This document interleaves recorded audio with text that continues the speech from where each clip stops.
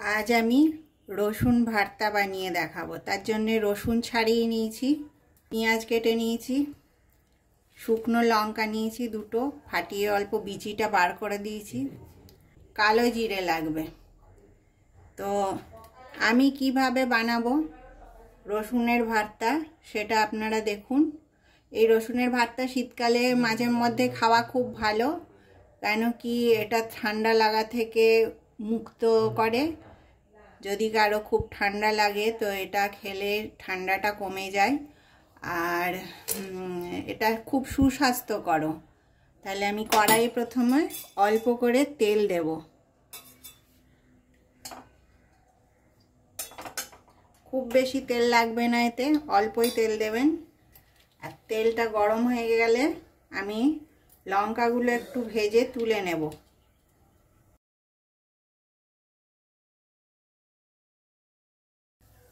লঙ্কাটা ভাজা হয়ে গেছে, লঙ্কাটা আমি তুলে রাখবো। ওই তেলের ওপরেই রসুনগুলো ছেড়ে দেব।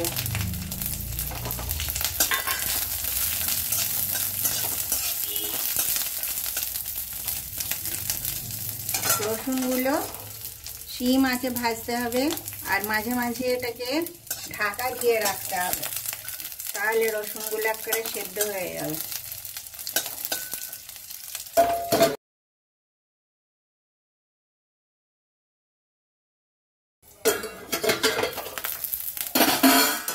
এবারে রসুনটা হয়ে গেছে, উঠিয়ে নেব।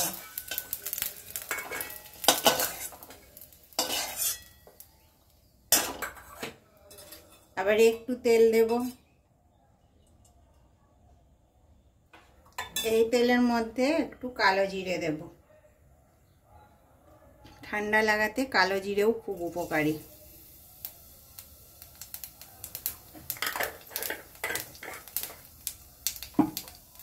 এবারে এই পেঁয়াজটা দিয়ে দেব।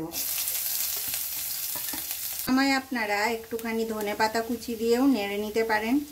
আমি ধনেপাতা দেব না। ধনেপাতা দিলে যে রসুনের আসল টেস্টটা সেটা চলে যাবে, সেই জন্য আমি ধনেপাতা দেব না। পেঁয়াজটা ভাজা হয়ে গেছে, উঠিয়ে নেব। এবারে এগুলো আপনারা হাতে মাখতে পারেন, আমি একটু শিলনোড়াতে বেটে নেব। আমি এবারে এগুলো সব বেটে নেব। আমি বেটে নিয়ে এগুলো তারপরে আবার দেখাচ্ছি। এই যে আমার বাটা হয়ে গেছে রসুন ভর্তা, এবারে উঠিয়ে নেব। আপনারাও এইভাবে একবার রসুন ভর্তা বানাবেন, আর রসুন ভর্তাটা খেয়ে আপনি বলবেন যে কেমন লাগলো খেতে। আপনারা আমার পাশে থাকবেন, আর আমার চ্যানেলটাকে আপনারা নতুন নতুন ভিডিও পাওয়ার জন্যে লাইক, শেয়ার, সাবস্ক্রাইব করবেন। নমস্কার।